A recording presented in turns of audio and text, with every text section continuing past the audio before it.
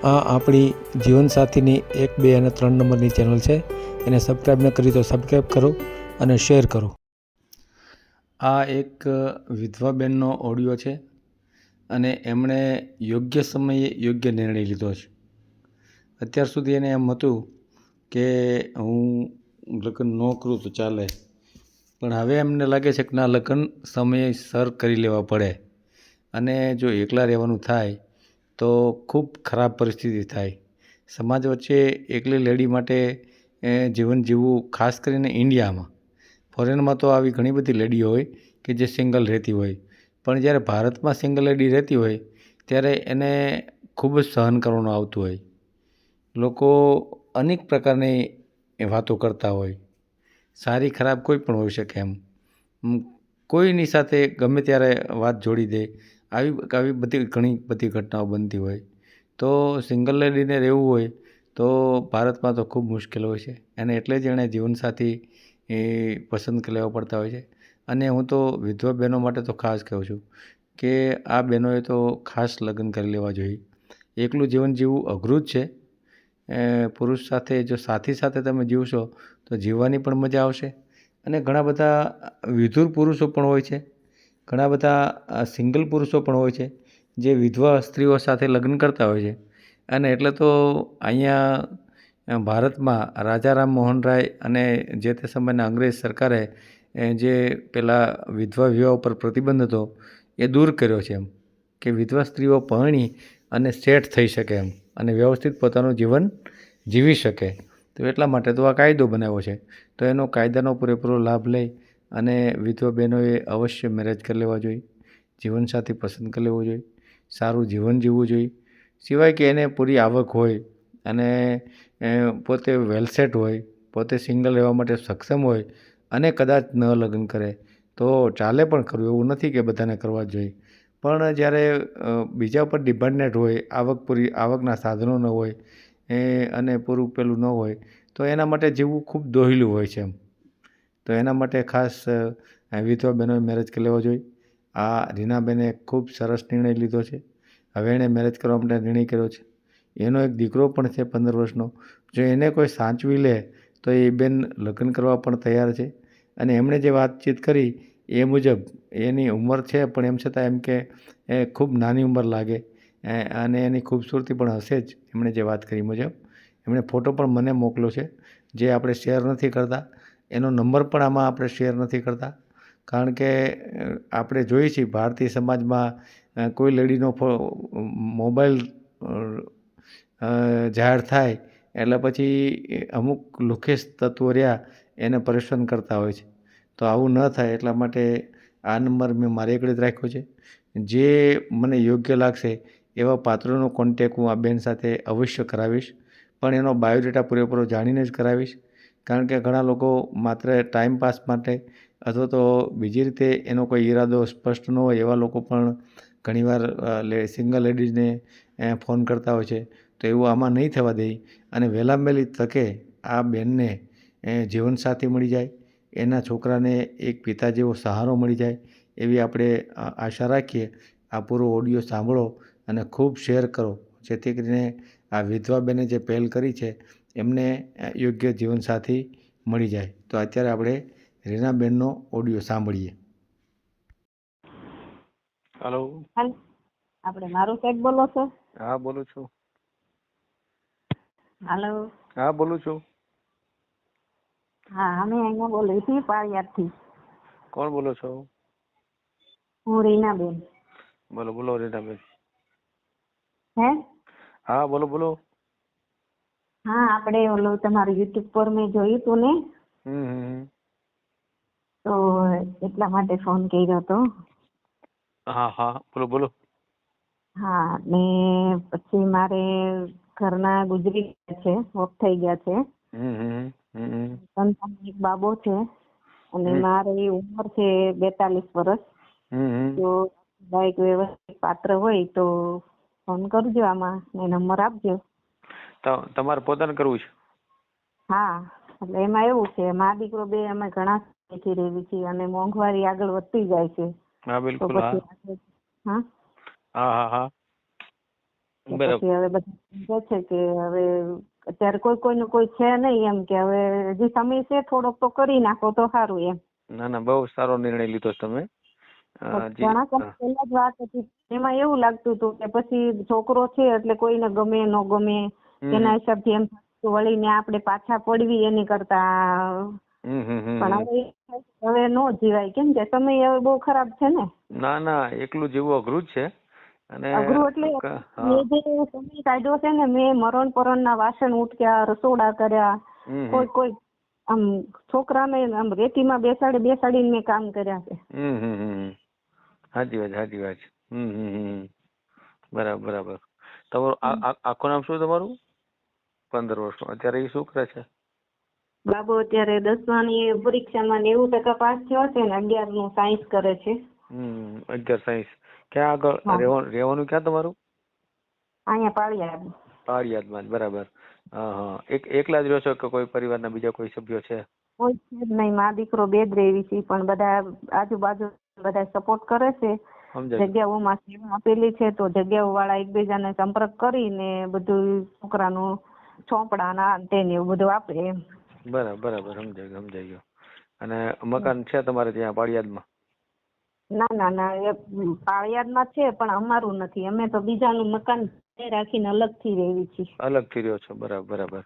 તમારા ઘરવાળા શું થયું, આમ ગુજરી ગયા કે છૂટાછેડા કર્યા? ના ગુજરી જ ગયા છે એમ. એને વ્યસન બહુ હતું. અચ્છા, દારૂનું વ્યસન હતું.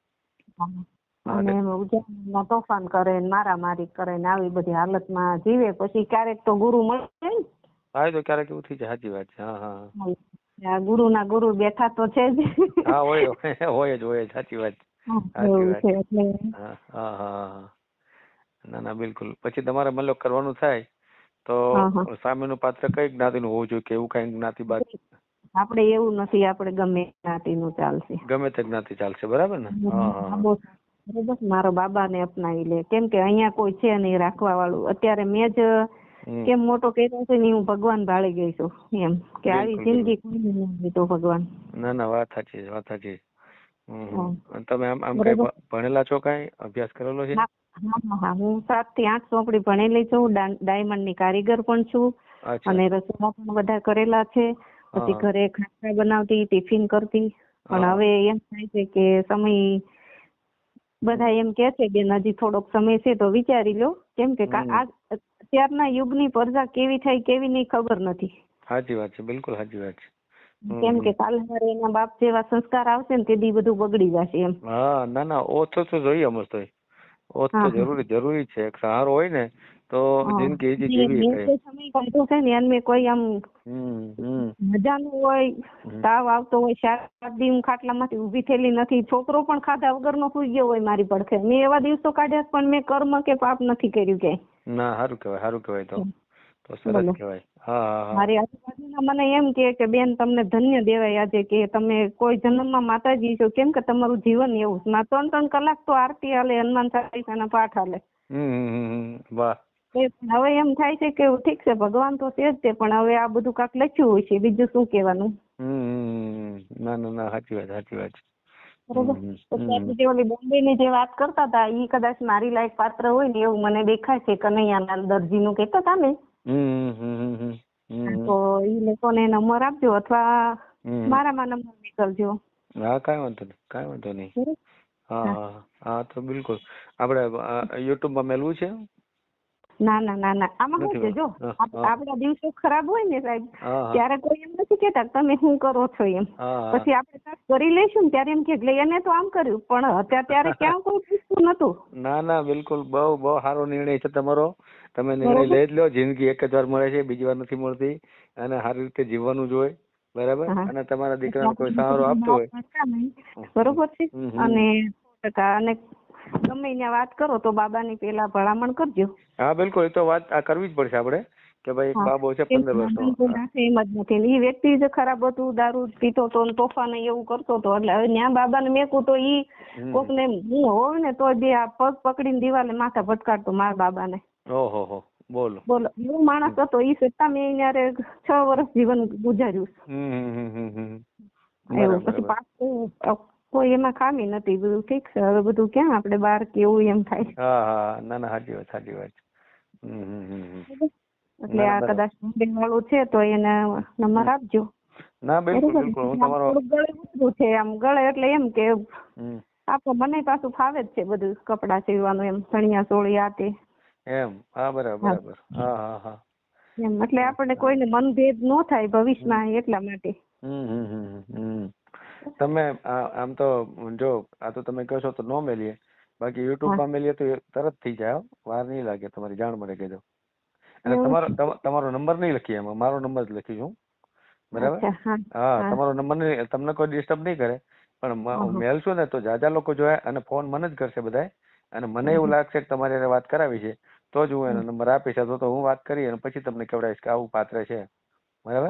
તો આપણું કામ ખરેખર ઈઝી થાય એમ. બરાબર. હા બરાબર બરાબર. હા તો યુટ્યુબ માં મળીએ. બરાબર ને. અને પછી ફોટો તો મિલતા નહીં. ફોટો નહીં મળીએ. એક કામ કરો, ફોટો ને તમે મને તમારો ફોટો મોકલો, આપણે કોઈને નહીં મોકલીએ. અને ફોટા છે ને હું તમને એવું કહી દઉં, કોઈ એમાં કાંઈ ઘટે નહીં. હું વાત કરો એમ? એમાં કાંઈ ઘટે નહીં. હા વાહ ભાઈ વાહ, સરસ. તો ઈ છે ને મને મોકલો. હું તો અમે કદાચ હું ત્યાં રૂબરૂ પણ આવી જઈશ. બરોબર. મેં જોયેલું છે બાબરા. એમ. હા બરાબર બરાબર. હા ના કાંઈ વાંધો નહીં, જરૂર પડશે તો એ આપણે કરશું. બરાબર. પણ અત્યારે તમે છે ને તમારો ફોટો મને પર્સનલ મોકલી દો. એ ફોટો આપણે એમાં નહીં મેલીએ. બરાબર. પણ યુટ્યુબ માં તો મેલીએ જ નહીં. જે ફોન કરશે ને બધા કોઈ કે છે નહીં કે આ બેના 40 વર્ષ છે એમ. શું વાત છે એમ? વાહ સરસ સરસ સરસ. ના ના કાંઈ વાંધો નહીં. હા મારી જેવડો લાગે પણ કોઈને લાગે નહીં એમ. એમ ને.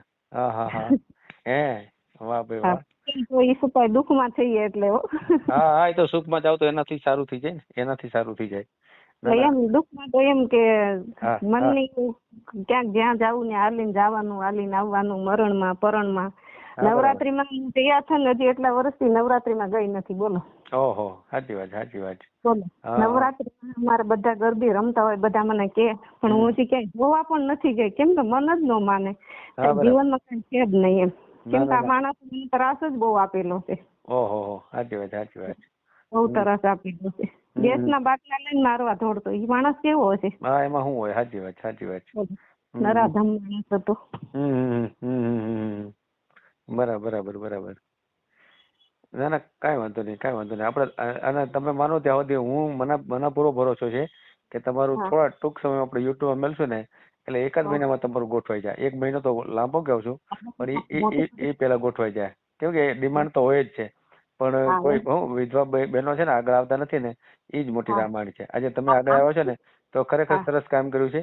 અને સામે પાત્રો તો ઘણા બધા છે, પણ સામે કોઈ લેડીઝ પાત્રો આવવા જોઈએ ને સામે. એ સંકોચ કરી રાખે તો પછી તો ભેગું કેવી રીતે કરવું? હાલો કયો. અને સંકોચ બીજા નંબરમાં શું થાય, અત્યારે જો આપડી કોઈ સંભાળ લેતું નથી. જો હમણાં ઉત્તરાયણ નો તહેવાર જો ને કે ભાઈ ભાંદડા કેતા નથી, બેન તમે કેમ છો? હા બહુ સાચી વાત. છોકરાને ભણાવશો, બેન તમે કેમ કરીને ખાવશો, બેન તમે એવું નથી. કાલે વારે કાંક કરશો ને એટલે બધા નહીં. આ સમાજની તકલીફ જ એ છે. જો તમે મદદરૂપ થવા કોઈ નહીં આવે. બરાબર. મેળા મારવા બધા આવશે.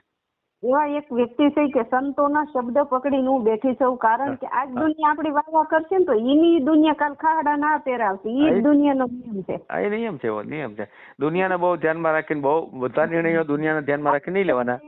નહીં જે કાઢ્યું છે ને, પણ મને એમ થઈ ગયું કે કોઈનું કોઈ છે નહીં. મેં એટલે અત્યારે નિર્ણય લીધો, નકર આપણો જમાનો હતો કોઈ કાંઈ એમ નહીં. ના સવાલ નહીં. તમે વાત કરો છો ને તો લાગ્યું, અને એના પરથી તો હું તો કઉ છું કે અઠવાડિયું નહીં થાય આપણે યુટ્યુબ માં મળશું ને એટલે. બરાબર. અને હા ના કઈ વાંધો નહીં. બરાબર ને. તમારા ફોટો મોકલો પણ તમે કોઈમાં ન મોકલો. ના હું કોઈ નહીં મોકલું, પાકું. એ પ્રોમિસ તમને. બરાબર ને. કોઈને જોવું હશે તો હું કહીશ કે મારી એકડે આવીને જોઈ જાવ, જો તમને રસ જ હોય તો. બરાબર ને. એમ કહીશ. બરાબર ને. મોકલો, કઈ વાંધો નહીં. હાજી. હા. વિડીયો પૂરો જોયો હોય તો આ ચેનલને સબસ્ક્રાઈબ કરો, ઓલ સિલેક્ટ કરો, જેથી કરીને તમને બીજા વિડીયો મળતા રહે, અને શેર કરો.